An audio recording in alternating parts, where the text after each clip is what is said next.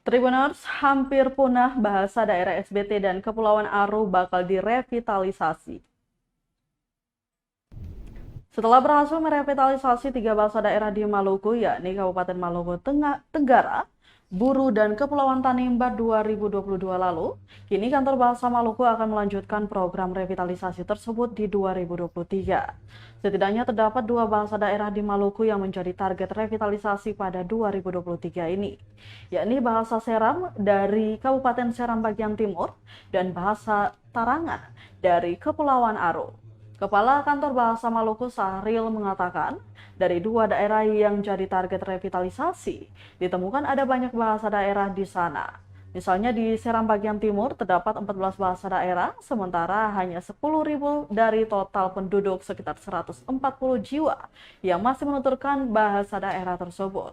Sementara diakuinya Kepulauan Aru merupakan daerah paling rentan punah. Ada 11 bahasa daerah di Kepulauan Aru dan penuturnya sangat terbatas.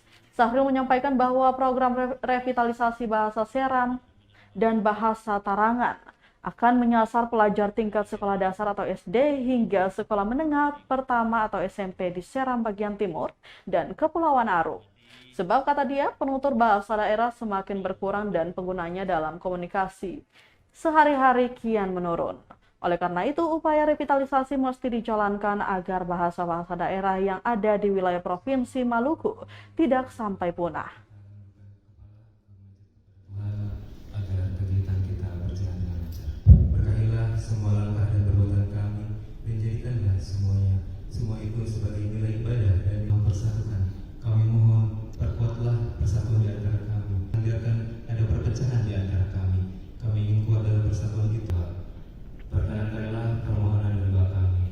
Rabbana atina fid dunya hasanah wa fil akhirati hasanah. Wassalamualaikum warahmatullahi wabarakatuh. Terima kasih sudah nonton.